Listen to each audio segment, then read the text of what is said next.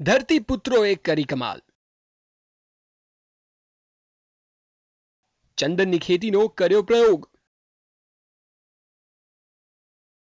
ચંદન કરશે ધરતીપુત્રોને માલામાલ. જુઓ આ બધા જ વૃક્ષોને.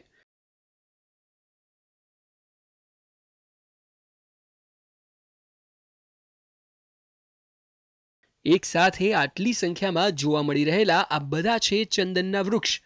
આ નથી કર્ણાટકમાં આવેલું કોઈ જંગલ, પરંતુ ચંદનના તમામ વૃક્ષો આવેલા છે ગુજરાતના રાજકોટમાં. હવે તમે વિચારતા હશો કે ચંદનની ખેતી અને એ પણ ગુજરાતમાં? માન્યામાં તો ન જ આવે કે વળી ચંદનની ખેતી ગુજરાતમાં કેવી રીતે શક્ય? પણ કહેવાય છે ને કે જો વ્યક્તિ ચાહે તો ગમે તે કરી શકે છે. તેવી જ રીતે ગુજરાતમાં ચંદનની ખેતી જેવા મુશ્કેલ કામને હાથમાં લીધું રાજકોટના એક ધરતીપુત્રએ. આ છે રાજકોટમાં રહેતા અને મૂળ પડઘરી તાલુકાના ફતેપુર ગામના વિજય ડોબરિયા. રાજકોટના વિજયભાઈએ બીડું ઝડપ્યું છે ગુજરાતમાં ચંદનની ખેતી કરવાનું.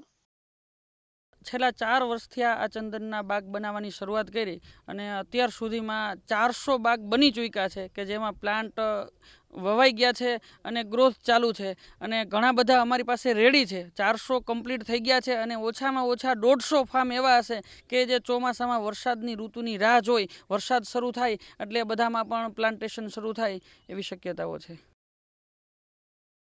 કેવી રીતે મેળવી સફળતા?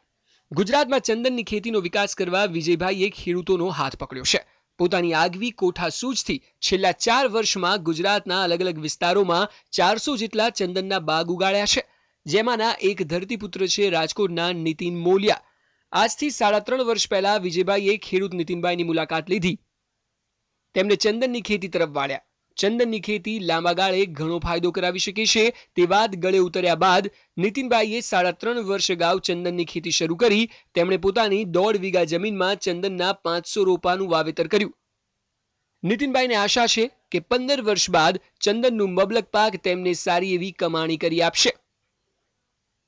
આમ તો ચંદનની ખેતી લાંબા ગાળાની ખેતી છે, ટૂંકી નથી. આપણે જેમાં ટૂંકા મોલ બીજા લઈ છીએ મહિના 2 મહિના કે 5 મહિનામાં, એ રીતનું નથી. લાંબા ગાળાનું છે. બચત માટે ખાસ કરીને તો વાવેલું છે કે આજથી 12 વર્ષે 15 વર્ષે આપણને જે કાંઈ પણ ઉપજ મળે તો એ ભવિષ્યમાં મોટી રકમ આવે અને આપણે એનો ઉપયોગ કરી શકીએ સારી જગ્યાએ અથવા તો વધારી શકીએ કાંઈ પણ. એટલે લાંબા ગાળાની ખેતીને ધ્યાનમાં રાખીને આપણે વાવેતર કરેલું છે. વિજયભાઈના કહેવા મુજબ ચંદનની ખેતી સોના સમાન છે, કારણ કે ચંદનનો પાક લાંબા ગાળાનો પાક છે. તેને પરિપક્વ થતા 13 થી 15 વર્ષ થાય છે, પરંતુ જ્યારે ચંદનનું ઉત્પાદન થાય છે તે સમયે ખેડૂતને એક સાથે લાખો રૂપિયાની આવક થાય છે.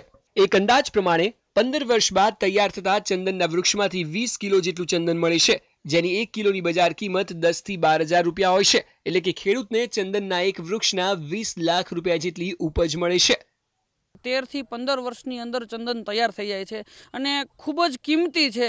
જનરલી અત્યારે એક સરકારી આંકડા મુજબ 10 થી 12 હજાર રૂપિયા 1 કિલોનો ભાવ છે અને 15 વર્ષે જ્યારે પરિપક્વ થાય ત્યારે એનું જે હાર્ડવુડ છે એ ઓછામાં ઓછું 20 કિલોની આસપાસ નીકળે. એટલે એ રીતે જોઈ તો એક ઝાડની કિંમત 2 લાખ રૂપિયા સુધીની થઈ શકે. એટલે રીતે કહી શકાય કે આ એક ચંદનની ખેતી નહીં પણ એક સોનાની ખેતી છે. ચંદનની ખેતી છે એક સોનાની ખેતી છે. વિજય ડોબરિયાના કહેવા પ્રમાણે કિંમતી ગણાતી આ ખેતીમાં ઉપજ તો સારી છે, પરંતુ તેની માવજત પણ એટલી જ મહત્વની છે. આ પાકની ઉપજ 15 વર્ષે થતી હોવાથી ખેડૂતની ધીરજ ખૂટવી જોઈએ નહીં. જો કે ચંદનનો પાક પરોપજીવી છે, એટલે કે ચંદનનું વૃક્ષ બીજા વૃક્ષમાંથી પોષણ મેળવે છે. માટે ચંદનની ખેતી કરતા સમયે તેની સાથે મહેંદી, તુવેર, શરૂ અને લીમડા જેવા વૃક્ષોનું વાવેતર કરવું આવશ્યક છે.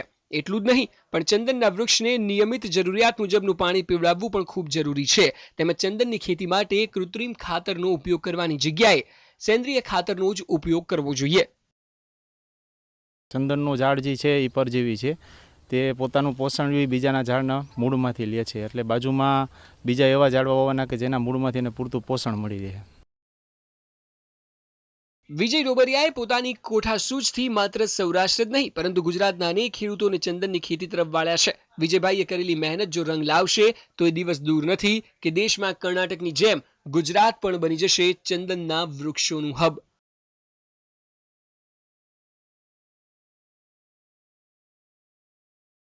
મોહિત ભટ્ટ, TV9, રાજકોટ.